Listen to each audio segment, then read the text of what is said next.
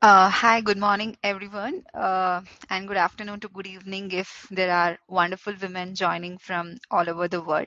This is me, Divya. I'm working as Senior IT Manager for Union Bank of India, and today I'm very, very delighted to participate in Day of Security as a speaker. And my topic for today is on security operations. The theme is Fortifying the Future, the imperative of cybersecurity operations. Basically, I am a cybersecurity professional handling SOC operations in my organization. So I just thought I'll share some knowledge of what is the basic requirements of cybersecurity operations in any organization, or it can be in any small business or uh, organization which you are running, or probably you are a part of. I assume that a lot of women joining here are some of them are in IT, some of them are in cybersecurity, and some of them are interested to choose this path as their career option. So there is a mix of people with various backgrounds and various domain knowledge. So that's the reason I'm not going to go deep into very technical jargons or something. I'll try to make this entire session as fun as possible and as simple and in terms of layman language as possible to you know tell you the importance of cybersecurity operations. uh, Let me start with the first slide. I think you're all good to go. Security operations. So all of us probably remember the classic movie Sholay.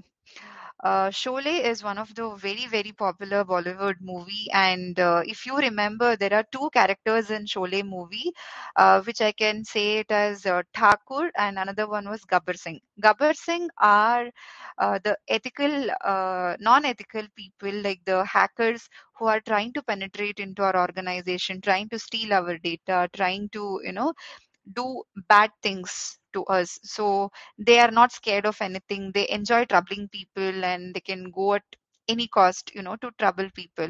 Whereas Thakurs are the SOC team, the security operations team. So just the way in the movie Gabbar Singh, the person, Thakur Baldev Singh, he guards his entire village, around the clock, to protect the villagers. SOC team, the security operations team in any organization, they also use some advanced tools and techniques and some kind of strategies to safeguard information of the organization and to keep an eye on the cyber covering so that there is no such attack, or they'll be able to detect and respond and probably contain it. So this entire SOC operations is done 24/7. There will be a various level of analysts like L1, L2, L3, so one who's monitoring it in a real time. Second or third level will be able to design some rules as per the evolving threat landscape, and there'll be a lead manager and various levels of uh, team members depending on the size of the organization and depending on the importance of the organization. For example, I am from banking and finance, so money is very important. So we will definitely have to have a very strict 24/7 security operations team. But if you're running a small business and your business doesn't means if it's not so much exposed to internet, and if you can tolerate some downtime, so this kind of investment or a bigger team may not be necessary for you. So it all depends on how much security is adequate for your organization.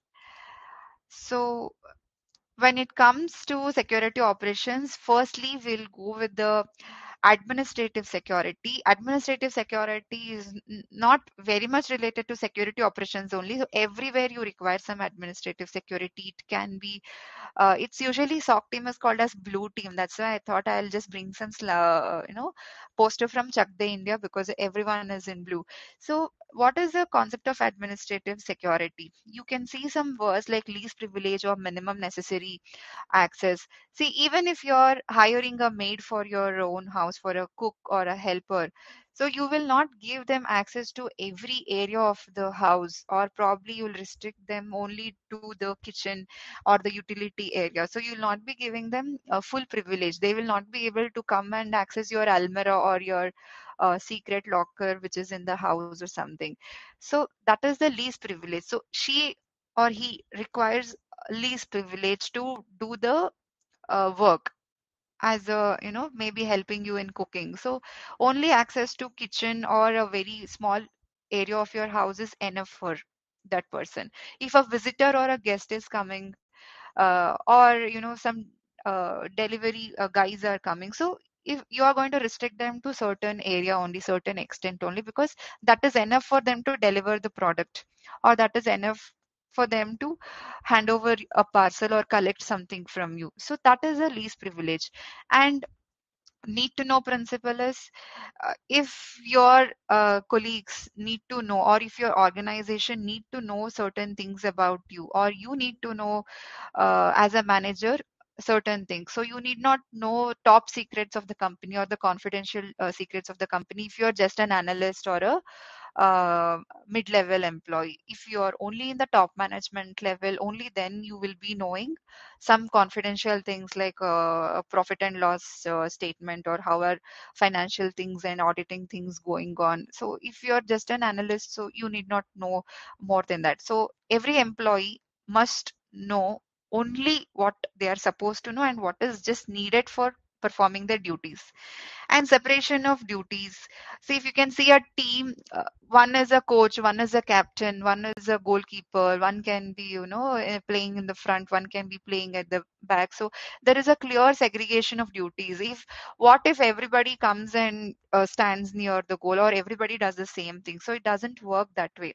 So a manager in accounts department will have access to accounts, and a manager in a marketing will have an access to other customer data. So there should be a clear separation of duties. Everyone should not have access to everything. That is a very wrong thing, because anytime anybody can tamper with the data.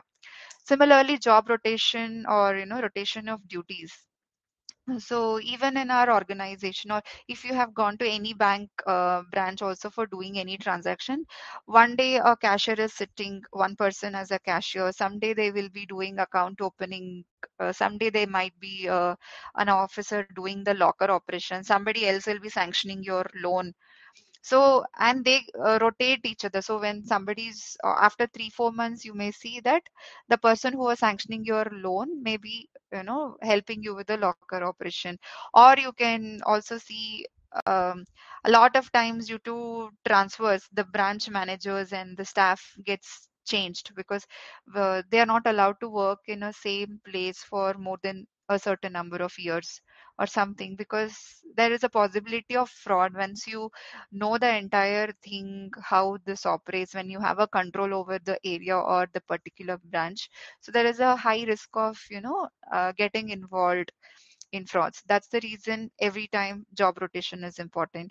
And mandatory leave and forced vacation for certain C-level executives, or those who are involved in some sensitive positions. It is compulsory for them to go on leave for a week or 15 days or something, because in their absence somebody else will be alternatively handling that portfolio. And if there are any loopholes or some kind of non regulatory things or due diligence is not there, so that will come into light when the actual person goes on leave. So that is one way we can do some administrative security. Of course, NDA, non-disclosure agreements, are signed between two parties or multiple parties, so that the confidential data is not going outside. And of course, some background checks. I think every employee undergoes some kind of police verification or a background check before giving an employment or something. These are some things which you can, employ in your organization to go for an administrative security. So next we'll discuss something about forensics. So I think all of us have seen these memes on Drishyam 2 movie. So आज 2nd October है, याद है ना? Like Vijay and his family went to so and so place and they had pav bhaji and they returned. So if you can recall the entire Drishyam movie, especially the part two or something, he will part one or two, he will be convincing everybody that they were not in station on that particular date. Means he is trying to manipulate the data and trying to convince everybody in his network. It can be a hotel person, it can be a bus person, or wherever he goes to eat, whomever he meets, he will manipulate and tell everyone that I went to this particular place on so and so date and I returned on so and so date. So I was not available at the house when this particular crime scene happened or when this particular incident happened. So they are not aware of what is happening.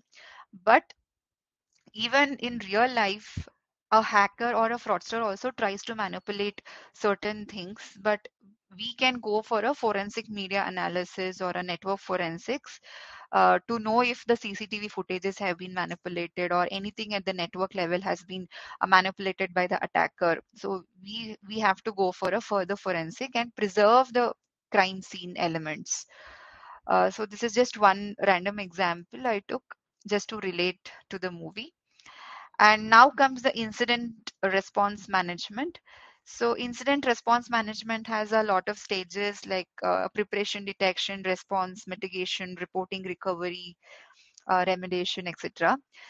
So just like that, if you consider any movie such as Bahubali 2 I have just taken. So what is the preparation? So every king or any every kingdom is always prepared for war, so they are going to practice archery or any kind of self defense tactics and practices, so that if some enemy attacks them at any point of time, they are well equipped, they have all the weapons required, they have all the number of soldiers required, they have the number of elephants, horses, an entire army is prepared always. So that is a preparation stage. So detection comes like when you're trying to identify that okay, there is a threat for my kingdom or there is a threat for my organization somewhere. So that is how you identify that. That is possible through various tools like SIM tool is there, security information and event management tool. And after you identify, if it is a single system is getting corrupted with a malware, so you can isolate it with with that particular system by removing or disconnecting from the network itself, so that it doesn't spread to other places. Similarly, what is your response? How do you contain it? So the containment was disconnecting from the network. How do you mitigate or eradicate? Either you delete that, no, go for an antivirus scan and endpoint security scan, and you delete or quarantine that, or you can do a lot of things, right? Or you can just whitelist certain software, you just remove that entire software from your entire organization. If it is not licensed, it is better to avoid such kind of softwares which are not licensed, or downloaded it as a free software, it is better not to uh, have it in your organization itself. So after you mitigate this kind of a vulnerability, you have to do a proper reporting. So this is what happened, and this is how we detected. This is the response we have taken within so and so time, and this was the mitigation procedure. So in our order to avoid future such things, what are we supposed to do? And many things you can be reporting. So in banks or in any big organization, we are going to report a lot of these incidents to certain if it is a breach. Then recovery, how to recover? Suppose something has been infected, ransomware has infected your a particular thing. How do you recover from that? Do you have any backups? You search for backups and like that. And remediation, what is the remediation? Probably you can tell your employees not to bring their pen drive. You can disconnect the network or you can disable USB access. So many things can be done. Lessons learned. So obviously every mistake of yours or every incident which happens in our life teaches some lesson. So post incident activity, we have to learn. Okay, suppose I'm taking a webinar today and suddenly the internet goes off, so what is a lesson learned? So if it has spoiled my webinar, so next time I need to have a backup for that also. Probably I'll connect with my mobile hotspot, or I'll not depend on a single source of internet, because it can really spoil my webinar. So this is a lesson learned. So I'll have one primary as probably the Geo or Act FiberNet, and secondary as a mobile hotspot or something like that, and maybe another device if dongle or something is required, I can obviously keep it. So these are the lessons learned because I faced some kind of a incident. So similarly, we can go for operational, preventive, and detective controls. What are the different types of controls which is available at the network level and the endpoint level or regarding data and all? So these are some technical jargons. If you're not really from IT or cybersecurity background, it might look very new or complicated. But I'm sure all of us remember Dhoom 2, where Hrithik Roshan had done an amazing performance, Mr. A. So, what is this intrusion detection or intrusion prevention system? So, everybody in Dhoom 2, like police people, will know how Hrithik Roshan looks in an actual picture. Okay, so if he goes and enters the museum or if he goes and enters a bank for doing a robbery in his original face, obviously police will know, everybody will know that he's a thief. So he has come for a robbery or something. So that is how network also detects when you have a known signature. So this signature is the one which has attacked in US. This is the same IP address which has done some attack in so and so organization. So we are going to block it at the network level because this is a malicious thing and its IP reputation is very bad, or this hash or signature. This is like an indicator of compromise. So we'll be blocking it. But what if Hrithik Roshan comes like a old woman or in a different attire altogether, or like a female attire or a different attire where nobody can guess that this is actual Hrithik Roshan. So he can actually bypass that, right? He can bypass the security checks and he can enter wherever he wants to because his original face is already detected, or it can be prevented also because people can prevent him. But if he comes like a different attire altogether, it will not be able to prevent. So that's how hackers try to attack your network in a different form, because same hacker probably through somebody else or in a different attire altogether can attack your system. So that's what network level and host level we can have our intrusion detection system, so that at least we can block the known attackers. So SIM, as I already told, it used for incident detection and response at the real time level. Data loss prevention is a tool where your employees are trying to take out some secret or confidential information out of the organization, either through email or through taking a screenshot, or probably sending it through pen drive or something. So that detects. First of all, you have to do a labeling of data, which is secret, which is confidential, or which is publicly, it can be circulated, or which can be internal only to employees level. So based on that, you can do the data loss prevention rules. Endpoint security, it's not a very big deal. Endpoint security, suppose Hrithik Roshan is trying to penetrate, or he's trying to move from Mumbai to Delhi. So what are the endpoints? He can travel through, if he is already attacked in Mumbai, he can travel through train, car, bus, or even through his own transport. So police will be everywhere. They are the endpoint security. They'll be everywhere to catch the thief. So they will be present at airport also. One round of scanning will happen for the thief. In all the cars they are going to check, in all the highways they are going to check for the criminal, in all the train or buses, wherever connectivity is available. So everywhere they're going to perform some kind of check. So that is endpoint security. It's like you are going to check your entire internal system, right from the desktop to the major web servers. Everything antivirus should be updated, and whatever applications we are using, suppose only Microsoft Office is allowed, only that is whitelisted. So you cannot install anything you want, just for the sake of convenience. And removable media controls, as I told, USB access to be enabled, disabled. Same with the disk encryption, so that nobody can remove the hard disk and transfer your data outside your organization. So these are some controls. Next comes the asset management. I think one of the best example can be KGF. So how Yash tried to manage this his entire asset, or configuration management, or change management, or vulnerability management, I would say, is Yash, instead of directly attacking the Narachi, the king, or whoever it is, instead of that attacking the Garuda directly, he entered as an insider into the KGF. He went like just another labor who's working in KGF. He studied the entire process, like how the Narachi is configured, what is the borders of Narachi, and how many guards are guarding each camp.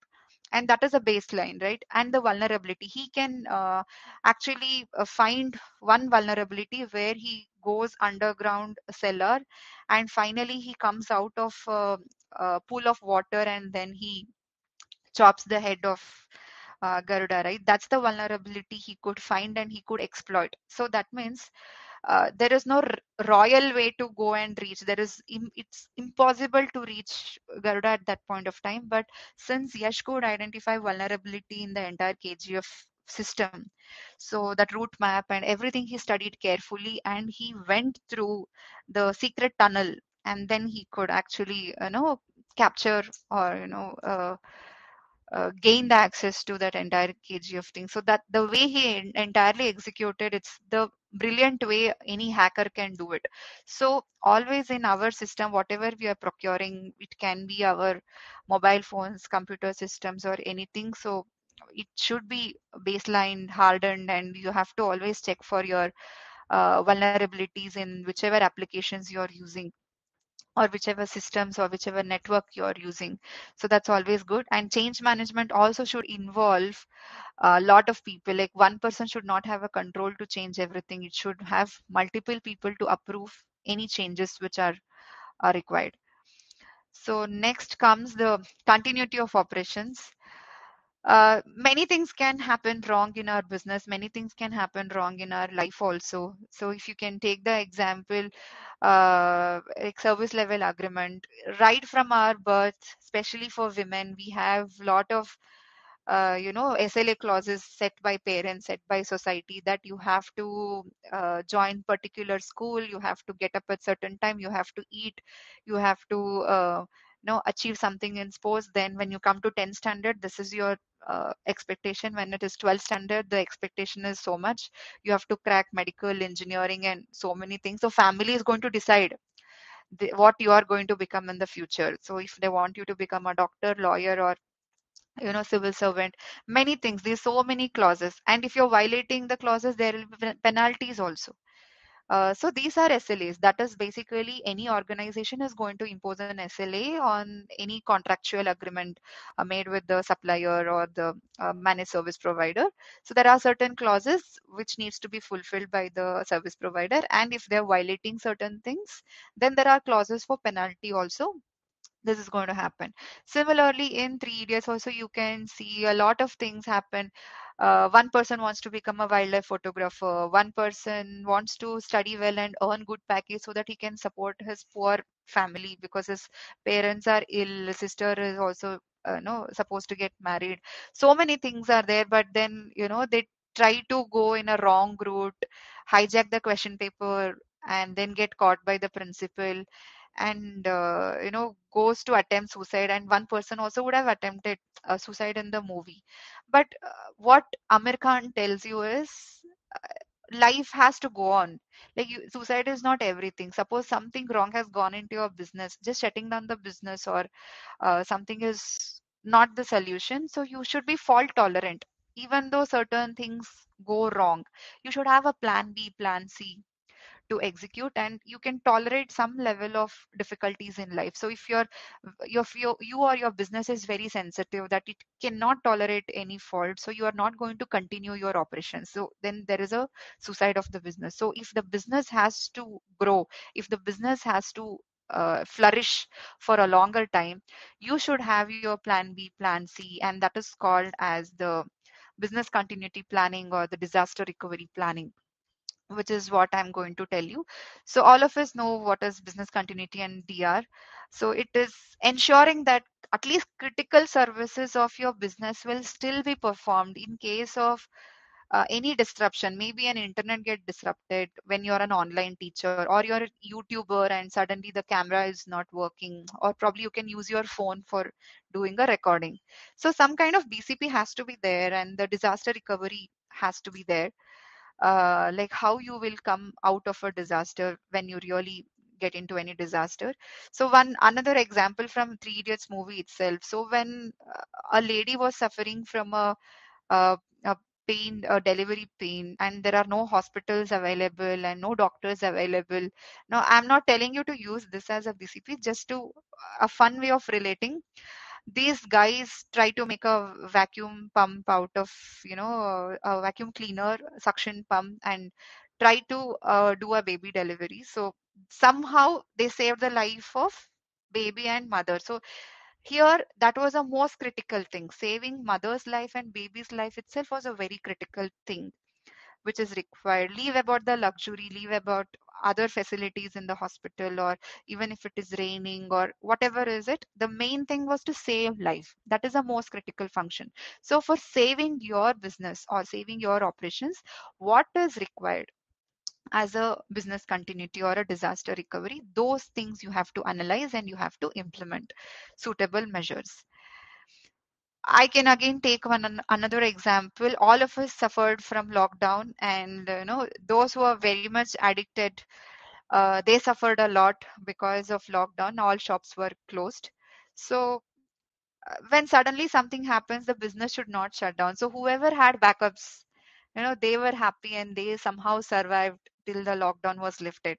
So similarly, if you have an business or an organization, or you are into something, if you think your data is very very critical for you to continue your operations, or you can be running a small coffee shop also, so the customer details, whatever billing has happened, or whatever things you have purchased. So there will be some paper assets also, there can be some hard copy or soft copy of the assets also.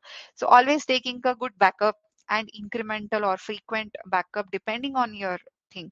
Because as a banking and finance, for me, every second of my data is very important, because we are transacting in crores and crores of rupees every a minute or every second. So when it comes to a small retail supermarket, that may not be the criticality. So they can afford to lose 1 minute of data or even 1 hour of data. So for them, backups can be taken every week or alternate days or whatever like that. The frequency can depend on your business to business. So same way, we have just 2 minutes left. So let me conclude. You can be uh, anyway, you can be protecting your organization in multiple ways. You can have different level of talent, L1, L2, L3 level, and the manager level, lead level. Different type of talents can be there. So and different tools are available in the market. So just by purchasing some fancy tools and hi-fi tools are not really enough just because they are branded.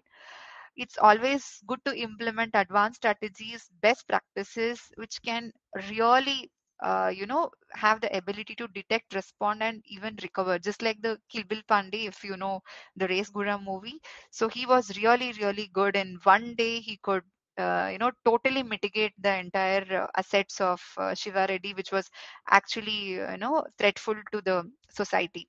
So this is how you can security organizations are important. So proactively, you can have a blue team for security operations, a 24/7 team, so that you can always stay ahead of the emerging threats and you maintain a very robust security posture in this particular digital landscape. So that's all from my end. And any questions or feedback or anything is there, please let me know in the chat section. And also, you can definitely connect over LinkedIn, and this is my LinkedIn scanner code. It was a great being with Day of Security. I really thank all the participants, organizers, and everyone for this opportunity and for being with me. If there are no much questions, I think we are good to go. So thank you once again, everybody. Thanks a lot for joining us today on this Day of Security. I wish the entire team all the best. This is the first edition in India. I wish many more such sessions will be done in future. And thanks for empowering women in cybersecurity, especially in India. So that's it from my end. Thank you on behalf of Worldwide Women in Cybersecurity Bangalore chapter, because I'm a lead here, and Day of Security in association with Secure Diversity and Lookout. Thank you, everyone.